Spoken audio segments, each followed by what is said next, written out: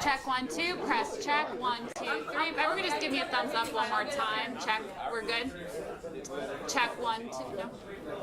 Yep, no problem.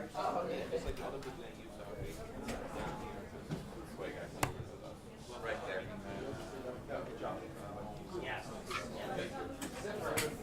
Coming.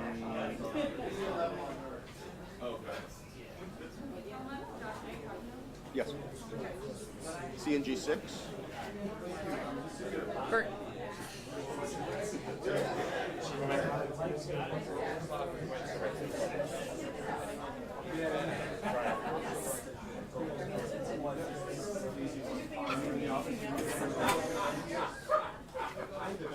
Check 1, 2, check 1, 2. Press check 1, 2, 3. Good, great.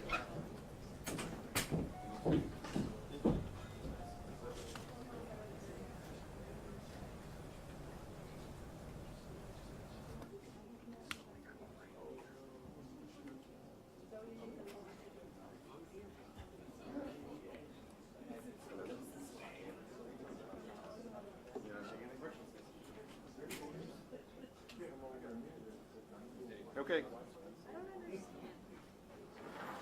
Wait, Josh, what did they say why they're taking mine? Because they slapped me 15 minutes ago and told me they were taking the governor. I don't know what. Okay.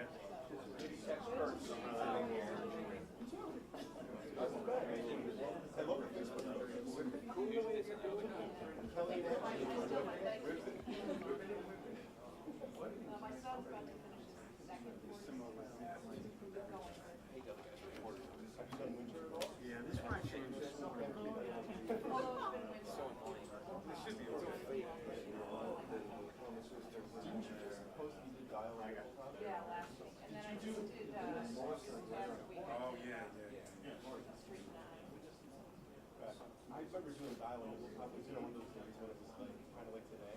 So you were like going through a cloud, and then it was like out space. That freaked me out.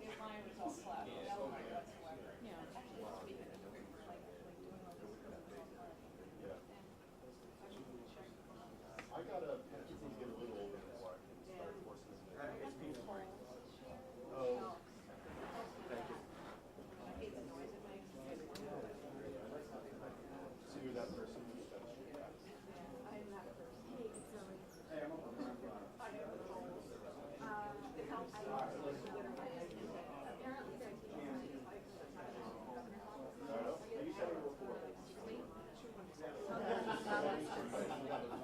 The last I heard, they told me that they were taking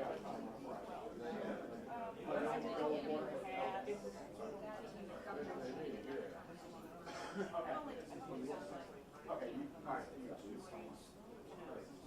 Now, Rob Nelson's got a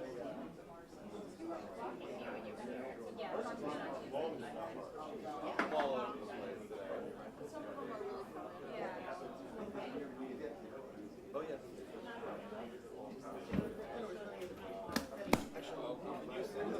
Okay, because they told me, they slapped me earlier and said that they sent me my feed. I don't even remember. But then I guess it was called Josh.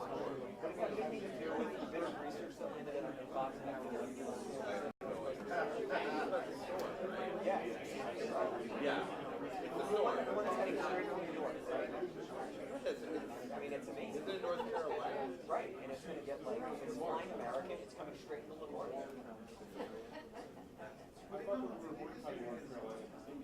Yeah. Why are they bringing us There's challenges for Okay, so I got it on. Yeah, I think that's fine. except when necessity necessitates? Yeah. So there's a lot of unnecessary state business going on in North Yeah. Come on, 4 hours. Yeah, just if you, okay, thank you.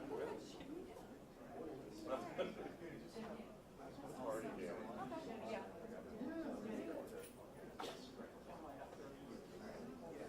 Oh my God, it's Kelly.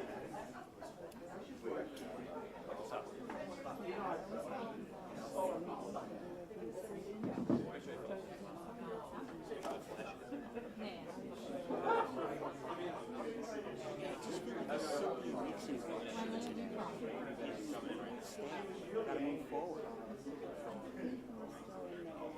All right, we'll see. Is it gonna be worth my while? Or am I gonna get like a 75-hour answer about testing and signals 20 years ago and document that? Like, I don't want to sit through that. Ready? Like little kids here. Hey, Zoe? Yeah. Shot it. He just told me to take it down.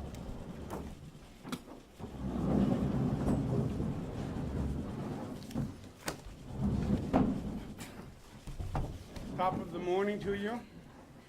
Let me introduce, we have some new people with us today, and let me start at my right. We have Major Paul Hogan to my far right from the New York State Police. Melissa DeRosa, Secretary to the Governor. She is not a new person. Alfonso David, Counsel to the Governor. He is not a new person. He's actually an old person. Captain Wallace from the National Guard, and we have Major Gendron from the National Guard. As people know, Hurricane Florence has made landfall in North Carolina earlier this morning as a Category 1 storm. It is threatening, it is dangerous, it is nothing to be trifled with. The storm will proceed throughout the day, and then the storm is supposed to proceed to Carolinas and to Virginia. New Yorkers have been through hurricanes. We went through Superstorm Sandy. We've had floods. We've had every kind of curveball that Mother Nature can throw at us. And we have been helped by our neighbor states in an extraordinary way. And New Yorkers are simple and basic and generous and open-hearted. And as people have been there for us, we want to be there for them. So New York is going to do everything it can to come to the aid of the people of North Carolina and South Carolina, Virginia, whoever needs us.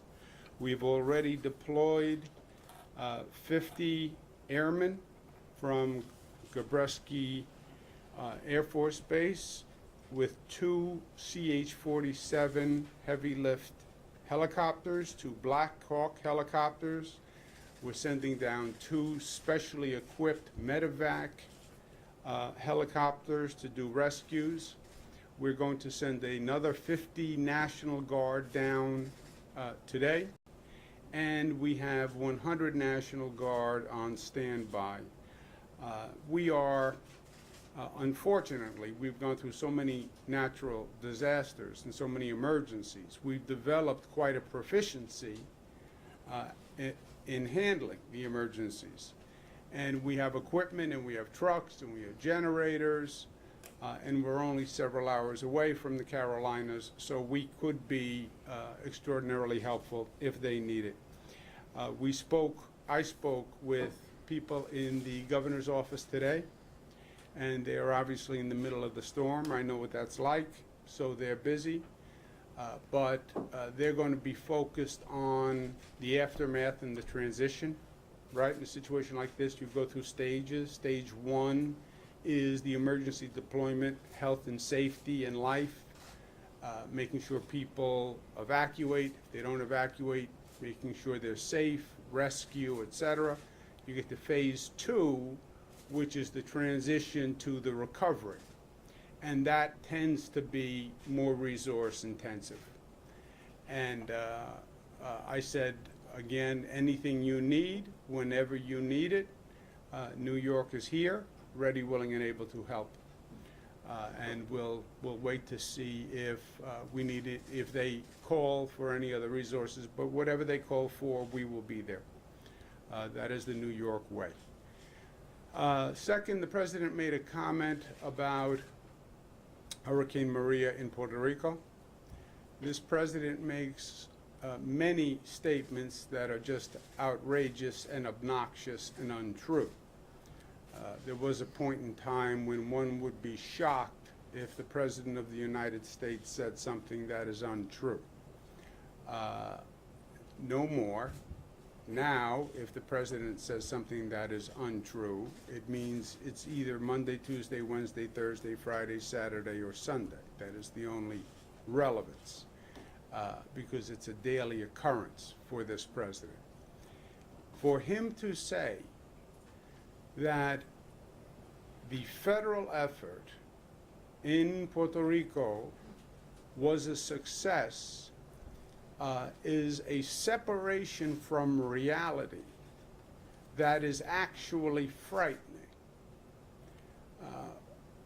What the federal government did after Hurricane Maria is basically abandon the people of Puerto Rico. And I believe there was a discriminatory impact to that. I can't prove it, but I think the people of Puerto Rico have a different skin color and they speak a different language, and this federal government treated them as second-class citizens because they are citizens of the United States of America. New York did what New York does. We stepped in, we stepped up, and in many ways we filled the void that the federal government should have filled. But look at the juxtaposition between the president now and the president before Hurricane Maria at Puerto Rico. The president has made numerous statements about this coming storm. And he's gone to great efforts to talk about how he has deployed FEMA and resources and the federal government stands ready. He's had a number of press conferences. Why didn't he do the same thing before Hurricane Maria in Puerto Rico? That is the question. Why such efforts on behalf of Carolinas and these other states, which I fully respect and I applaud and I think is appropriate. And obviously, New York stands ready to help. But just as it was appropriate for the Carolinas, it was appropriate for Puerto Rico, except it was absent for Puerto Rico. And for this to come on the heels of his statement that it was a success, 3,000 people lost their lives. And he calls it a success. Mr. President, how many people have to die in an emergency for you to call it a failure? So it is disturbing, it is outrageous. And by the way, the people of Puerto Rico are still recovering from the hurricane and the aftermath. And the recent revelation where they just found millions of bottles of water or whatever it was under a tarp, it was incomplete, it was incompetent, it lacked humanity, and the federal government should be ashamed of itself. But that's where we are with this situation. Let's talk about our efforts to help the Carolinas and any questions on that, and then we'll take off topic questions for myself or any of my colleagues. Governor, is there still an executive order in place limiting state travel to North Carolina? Alfonso. Yes. Short answer is yes. The governor issued an executive order that bars state-sponsored travel to North Carolina, except where resources are being provided to help health or safety in emergencies. That's why you have to read the whole executive order. Anything else on topic, guys? Governor, off topic, do you regret not doing more to help Jeff Klein and the IDC senators in their primaries? They lost last night in this election. You know, I have no regrets whatsoever about the election last night. I think it was an outstanding victory for the Democratic Party. I haven't analyzed all of the results, but I believe it was a record turnout. I believe it was one of the highest turnouts in history. I think I received more votes in the Democratic primary than any governor in history. And it was all across the state. It was all age groups. It was all demographics. So I think it was a very loud and clear and powerful statement. I think it caught people by surprise because as I said in this room many times, but nobody listens to me, but that's okay. Makes me feel right at home, because nobody listens to me at home either. There was a misinterpretation of what happened in the congressional primaries. The congressional primaries were a fluke. The way the calendar worked between the federal election calendar and the state election calendar, the congressional primaries were basically the only election on that day. And that dropped the turnout to a very, very low level. You had some districts where the vote was some of the lowest turnout in history. And then people extrapolated from that turnout. They had all these theories of shifts and movements, etc. Especially Andrew Sif had many theories. Sif theories, they were called. He tweeted them. 47 Sif theories, all now disproven. Just kidding, just kidding. But I think there was an extrapolation from that situation. Yesterday, what we saw, I think, is clear and powerful. At one point, you can't argue with numbers, right? Everybody has an opinion. Everybody has a theory. And then there's reality. And then there are numbers. And the turnout yesterday was extraordinary. And, you know, chatter and Twitter, progressive Democrats, theories of what it means to be a progressive Democrat. I am a lifelong New Yorker. I am born and bred in Queens. I am from the most progressive tradition in the Democratic Party.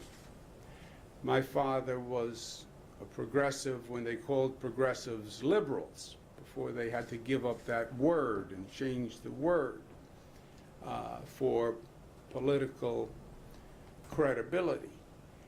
A progressive Democrat, a Democrat in New York State, these are not ivory tower academics. These are not pontificators. These are not people who live in the abstract or the theoretical.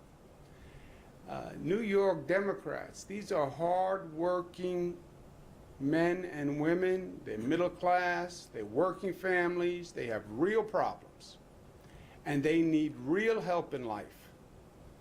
And they don't need theoretical or abstract solutions. They need real solutions in their life. And you know what we have done in New York? We have provided real solutions in their lives. Actual results for people. We made a difference in people's lives. And they know that. New Yorkers are smart. They're smarter than many people give them credit for. They're smart. New York State is the progressive capital of the United States of America. New York State is the progressive capital of the United States of America. That is a fact. And it's not a fact to debate. It's a fact that they knew in their lives. Why? First state to pass minimum, $15 minimum wage. That is not an academic concept. They opened the envelope and they looked at their check and they saw that their check went up. That's how they know $15 minimum wage meant something to them. Best paid family leave program in the United States of America. That's not an academic concept. That meant they had 12 weeks to stay at home with their family if they had a child. They had 12 weeks to stay with a family member who was sick. That is real life for people. First big state to pass marriage equality. That's not an academic concept. That means members of the LGBTQ community who loved each other could get married, like members of the heterosexual community. That means people got to attend marriages for their brothers and their sisters and their cousins who happen to be members of the LGBTQ community. This was real life. So they knew it, and they understand it. And that's what they responded to. We have provided real life solutions, real life progressive solutions. You cannot have the word progressive without the word progress. It doesn't work. And we provided and achieved progress. And that's the message of last night to me. People want help. They are afraid. They're afraid of their future. They're afraid of their retirement. They're afraid of their employment. They're under siege. They want progressive results. They want leadership that they can depend on. And that's what you saw in the numbers. The unifier for the Democrats is their anger and fear at the Trump administration. That is the unifier and the motivator. Why an historic turnout? Why? What did that? Well, maybe the governor's good looks. Okay, not that. What else? Maybe his sense of humor, charm, and wit. Okay, well, Jimmy Vielkin agrees. But besides Jimmy, nobody else would agree with that. The fear of Trump, the anger at Trump, what Trump's policies would do to them in their lives. And again, it's real. Just as our progressive accomplishments are real, the fear of Trump is real. He will overturn Roe v. Wade and roll back a woman's right to choose. That is real in people's lives.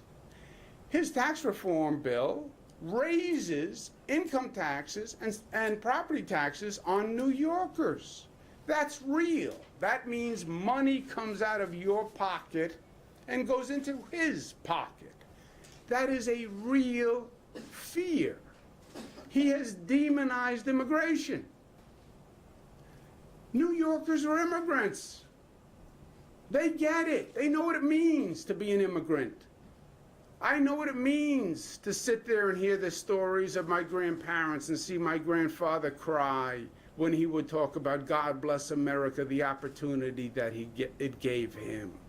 Those are real experiences. When he demonizes immigrants, it affects people. When he stands up and he says after the Charlottesville KKK and white supremacist rally, there are good people on both sides of the aisle. African Americans know what that means. When he abandons the people of Puerto Rico, the Latino community and Puerto Ricans, they know what that means and what he thinks of them. And that was the motivator.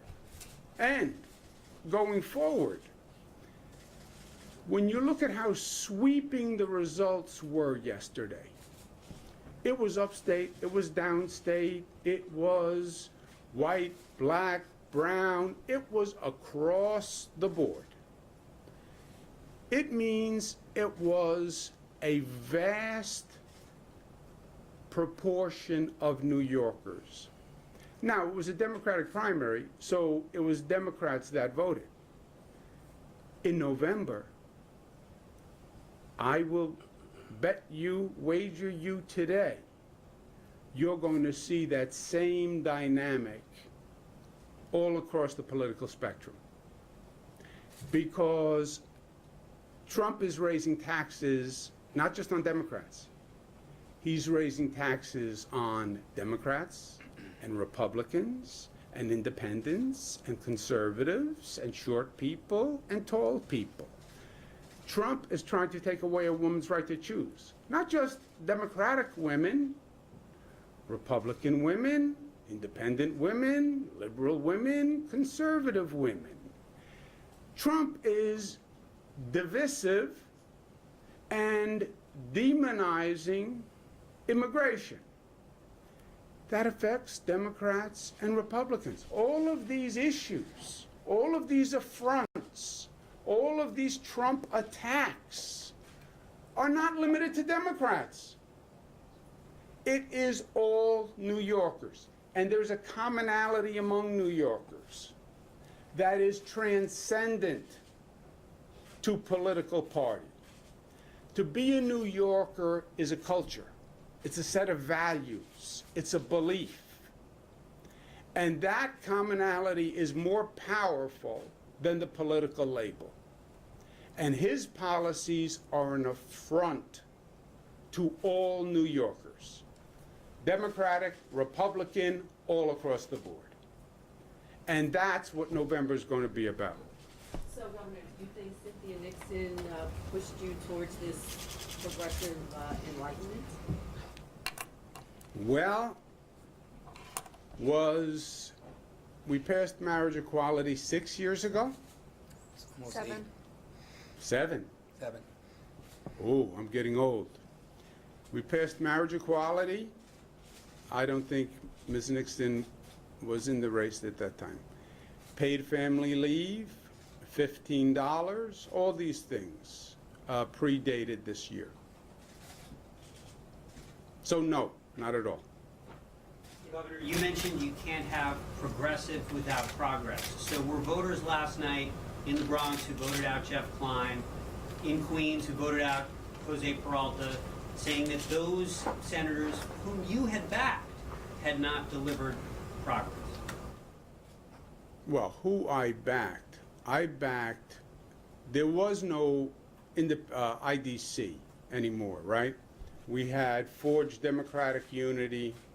The Democratic Conference merged with the IDC, and I don't believe I did any particular endorsements in any of the Senate races. I just said I support all Democrats. Wasn't that the position? Yep. Okay. So I just said I support all Democrats. Now, all politics is local, and you had labor unions, which are still the primary power in politics on Election Day in this state.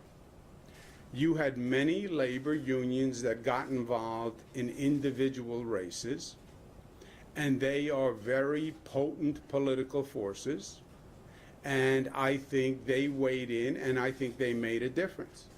You talk about a union like the hotel trades, Peter Ward's union. That is a very powerful union. You talk about the Communication Workers of America, CWA. They're a very powerful union. Now, they happen to support me also, but they took positions in individual races. I didn't take individual positions, Andrew. I just supported all Democrats. We did, however, on our statewide ticket mates with both Kathy and Tish, who also were successful last night and came through with big resounding victories. Yeah, Governor, should Larry Schwartz remain on the MTA board? Will you keep him on the MTA board after signing off on that slimy mailer? He did not sign off on the slimy mailer. Right? He did. No, he didn't. He did not review the mailer, which was the problem. We had no effective review process. That was the mistake. So your It was- campaign put out a statement saying he only looked at the positive parts of the mailer. Now you're saying he looked at no parts of the mailer? No, he looked at the positive He part looked of at the mailer. positive parts, but you said he reviewed the slimy mailer. Yeah. That is not true. He reviewed part of the mailer, which was not slimy, right? If he saw the negative part of it, he would have never approved it. That was the problem. We did not have a comprehensive review process for the mailings. The party changed that. It was a mistake. It was an error. The party changed that. Now the executive director and the legal counsel will thoroughly review every mailing. Last one, guys. Governor, can you talk a little bit about what you said earlier? the misinterpretation of congressional results. I think a lot of people saw Alexandria Ocasio-Cortez's victory and sort of gone forward from there. You called these congressional races a fluke as a result of low turnout. It's interesting. Can you just extrapolate a little bit more about what you mean, and particularly about the Ocasio effect that I think a lot of people have been talking about subsequently? Well, where was that effect yesterday? Where was it? Arguably in the IDC races, but not in the race against you. How can that be? You tell me. You've been at this Yeah, I won the Ocasio district by like 36%. How do you explain that? She also hasn't, the races that she's endorsed around the country haven't necessarily all gone her way. A lot of them have gone the other way. Yeah, but how do you explain me winning that district by 36%? I'm not a socialist. I'm not 25 years old. I know I may look it. I'm not a newcomer. I may act it.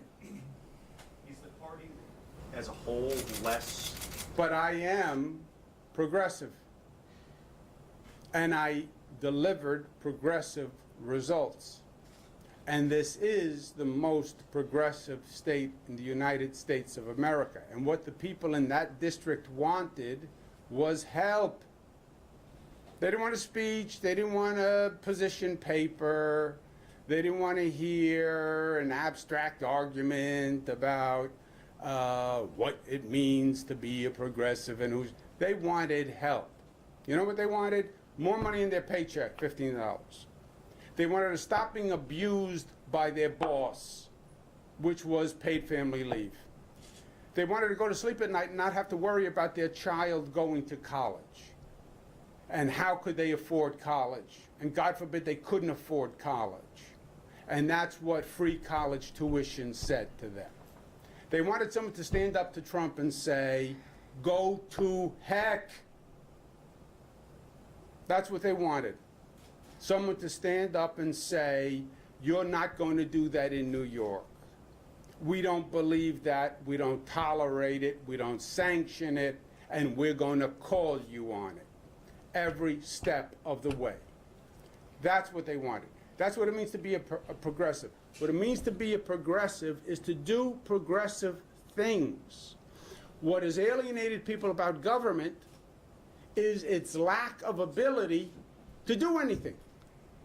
They're tired of government incompetence.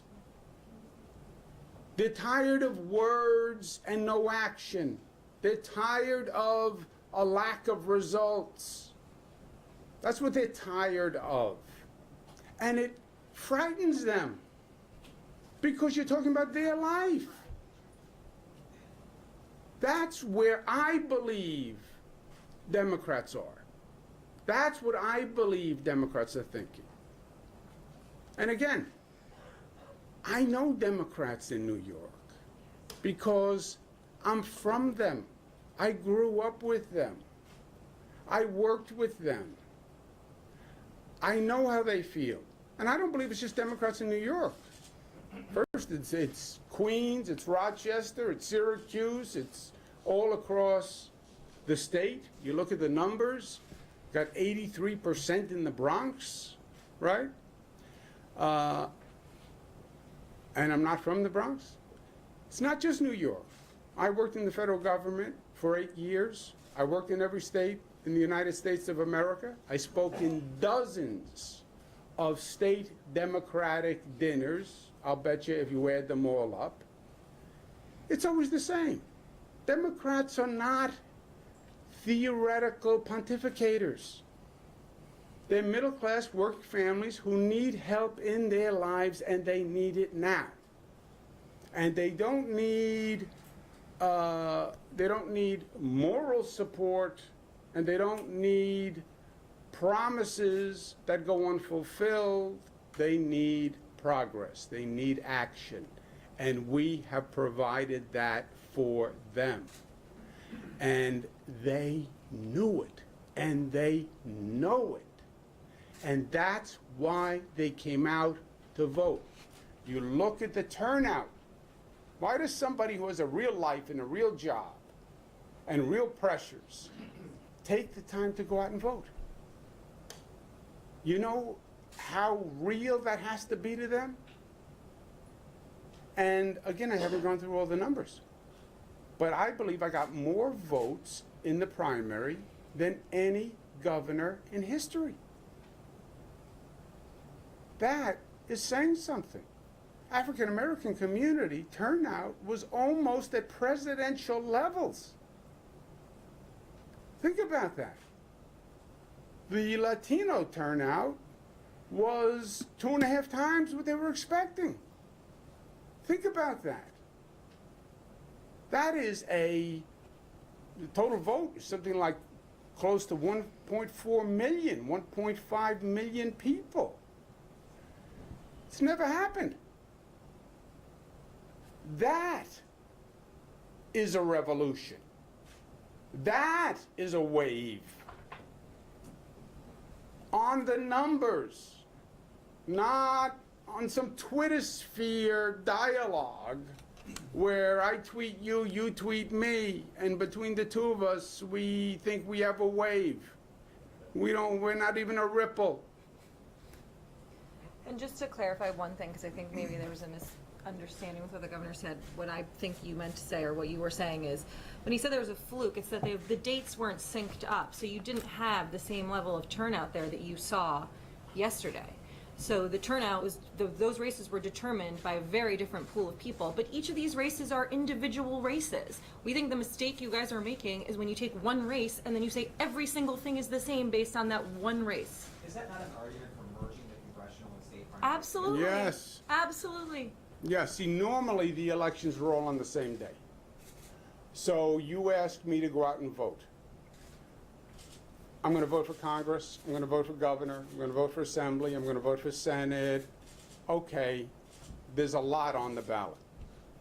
And by the way, I'm informed of the election because you have all those different campaigns going on.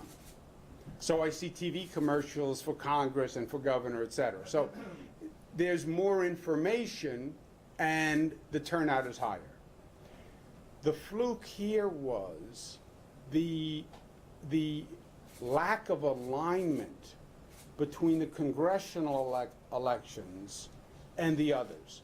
The congressional election in many ways turned out to be almost a special election where I believe it was only the congressional seat on the ballot. That means there's less information, there's less activity, you don't get as many pieces of mail to your house, you don't get as many TV commercials, so the awareness is down. And that's what happened in these congressionals. And you're right. Why shouldn't the elections be aligned?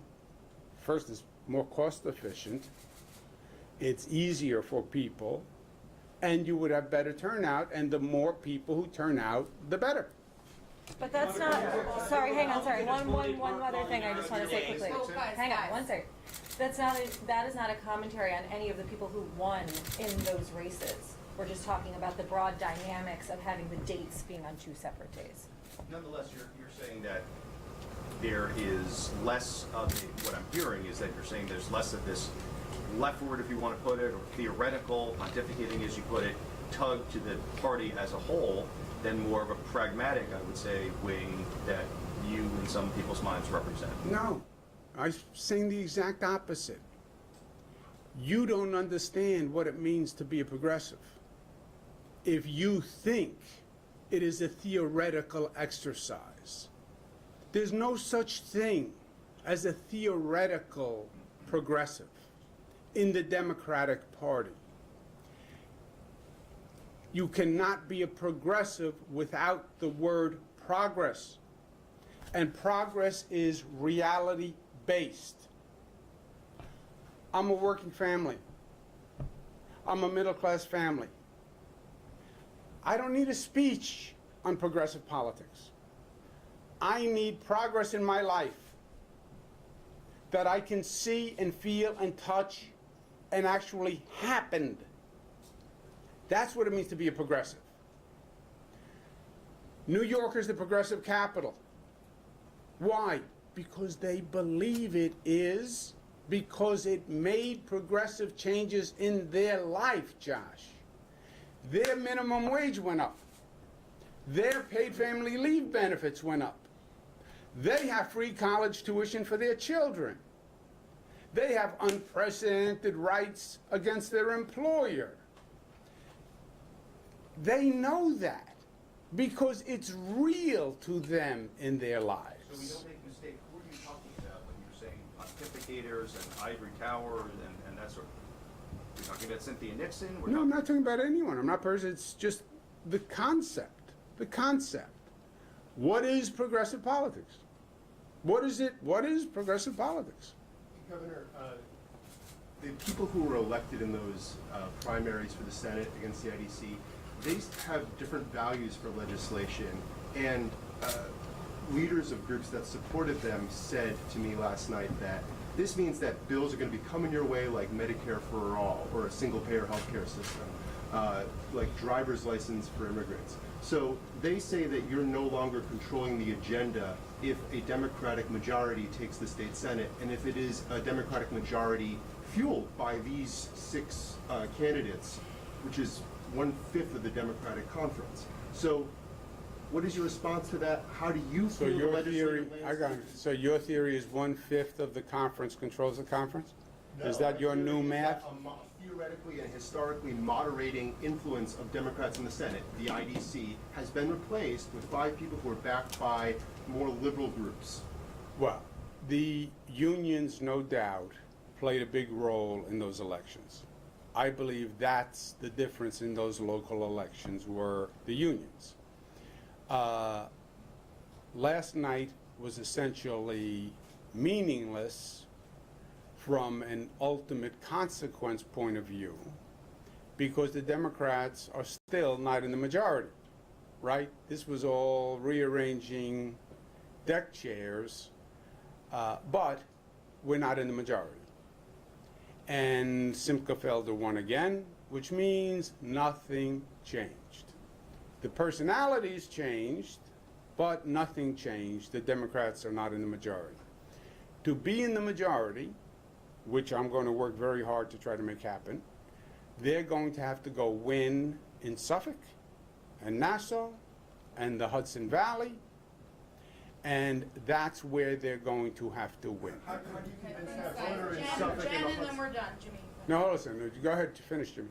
No, I defer. Thanks. Governor, speaking of last... You can't, is the answer. It's a different political situation. And that's why you've had times in the past where the Democrats controlled the Senate because they won marginal seats, and then they lost it the next year. And I think they learned that lesson. Governor, speaking of last night, we were a bit surprised not to see you out and about. Why was that? Why did you stay in, and what were you up to? Where did you want me to be? Were you somewhere that you missed me? Terribly. But I think a lot of people at the victory party were surprised. I wasn't there. No, I was never going to the victory party. I was in Albany. Thank you, guys. Governor, your Republican opponent today, Mark Molinaro, said that people are going to, that so far subway riders have accepted your idea that Bill de Blasio is partly to blame for the decrepit state of service, but that over the next couple of months, he's going to convince them that this is Cuomo's MTA. What is your response to that? The law, the facts, common sense, reality. Beyond that, But do you have any promise for riders who have endured this bad service that things are going to get better? look, the truth is this, and it's simple. Let's again go back to reality rather than the theory that we construct in our own minds. We have an unprecedented infrastructure program in this state. No state is building more than this state. New LaGuardia Airport, new Penn Station, new Tappan Zee Bridge, rebuilt Long Island Railroad. People see this with their own eyes, so they know it's real. They drive on the Grand Central Parkway, they see LaGuardia. You drive over the Hudson River, you see the Tappan Zee. You drive by Penn Station, you see the construction. So people know that this state government is very able to build big things well. They know that because that's their experience. What about the MTA? The question on the MTA is the funding. It is the funding. We don't need the city to help build. We don't need the city to help design, etc. We can build. People know we can build because they've seen that we can build. It is a funding question. And they know that. The MTA has been given short shrift for 50 years. And you have 40-year-old subway cars and you have 100-year-old switches and they have to be replaced. We brought in the best manager we could find. The estimate is $33 billion. So it can be done. You know we can do it. You've seen us do it. The question is $33 billion. Where does the $33 billion come from? That is the question. Well, where has it come from in the past? From the state and the city. That's where it's always come from. To the extent anyone did any research and looked at any facts, you would see that the city over the past 30 years funded at double the rate that the state funded. Okay? Double the rate on the capital plan. They would see that the state under me in the last capital plan funded about 4 times what the city funded. But the undeniable conclusion is you need both state and city funds. My plan is congestion pricing, because you also have to reduce congestion, revenue from congestion pricing, reduce congestion from congestion pricing. I believe that will get you most of the way there, depending on what the tolls are on the congestion pricing, etc. And then the state and the city need to share the cost. I said 50-50. Even though the law says it's the city's obligation, even though the city has funded double what the state has funded in the past as a matter of practice, 50-50 between the state and the city. Real people who voted yesterday would say, that's fair, that's right, that makes sense. That's my proposal. What do you think of Corey Johnson's idea that the city take over the transit system? He wants to be a train conductor now, Corey Johnson? I thought he just became speaker. Well, what do you think of that? When the city just takes it and... Yeah, he should put that forward. He's putting it forward. What do you think of that? Is he putting it forward? He suggested that. All right, then I think that's something to consider. If the city wants to take over the, hold on a second, 1 second. Not the, let's not say the MTA. No, the transit system. NYCTA. First, start the conversation with Mr. Johnson and say, by the way, you already own it. You do own it. It's theirs. That's why the law says, you're looking at me with a quizzical face. The MTA has 3 subdivisions. Long Island Railroad, Metro North. Long Island Railroad and Metro North are owned by the MTA. The 3rd is the subway system, New York City Transit Authority. That is different. That is owned by the city of New York. That's why the law says they are responsible for the capital expenditures, because they own it. So the law says they have to pay 100% of the capital? Yes, with a big but. And when the city says, well, I don't control it, they have a veto authority over the capital plan. The mayor has a unilateral veto. Why would you do that? 14-member board, the member can veto everything? Yes. Because the logic and the symmetry is the city owns the NYCTA, the city's responsible for the capital, but the city can veto the capital plan, so in essence, the city only has to put in what they want to put in. Because the MTA, big bad MTA board, 14 people, governor has 6, they can come up with whatever plan they want. But the mayor unilaterally vetoes it. So, Mr. Johnson, you own the New York City transit system. You're responsible for the capital, but you can veto whatever the plan is, so really, it's whatever you want it to be. So when you say we should take it over, you own it. It's yours. You fund it. And then Yo, that was quizzical. It was, I know quizzical. That was quizzical. Nolan, can you stop? Nolan, you're screaming over everybody. Go ahead. You talked about how strong your turnout was last night. You've mentioned very clearly that your progressive agenda contrasts very strongly with the man in the White House right now.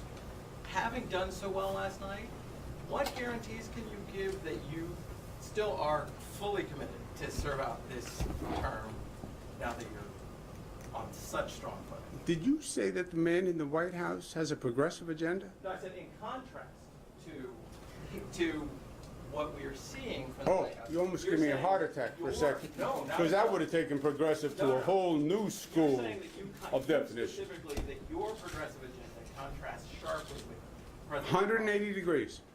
180 degrees. So there's a lot of national politics talk in this presentation. So 180 degrees. And so how strongly? I'm running for governor of the state of New York. For 4 years. Yes. Unless they change the term. Yes, I'm running for governor of the state of New York. His agenda has a dramatic effect on New York. Again, why did all these people come out to vote? Why didn't they stay home and watch TV? Why didn't they watch the football game? You could lose a woman's right to choose.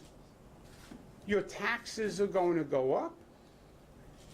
He demonized immigration, which is central to you.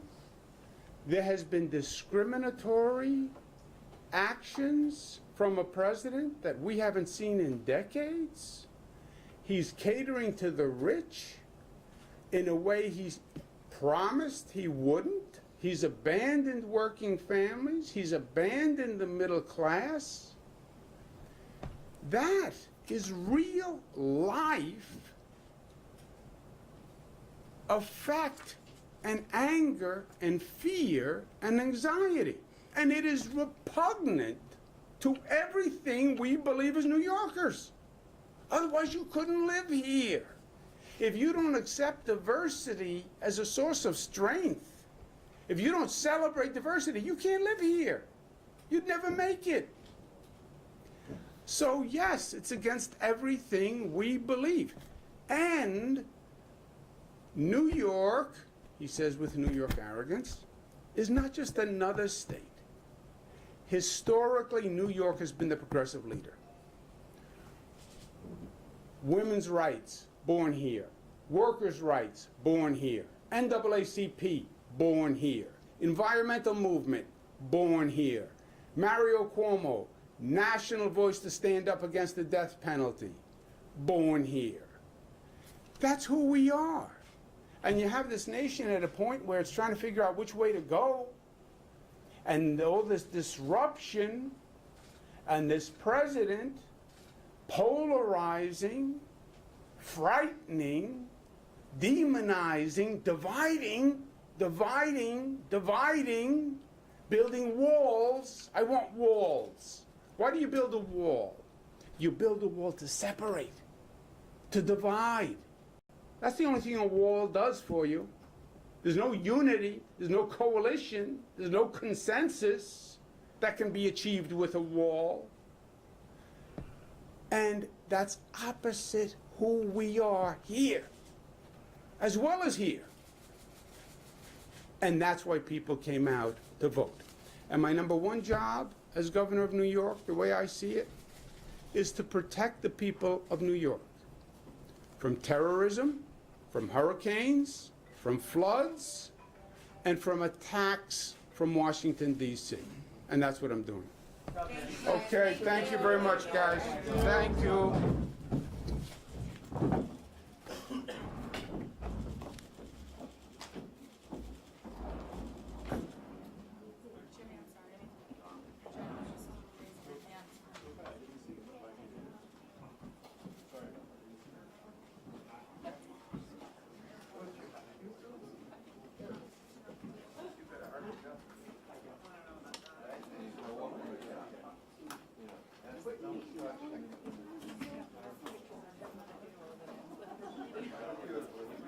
I'm not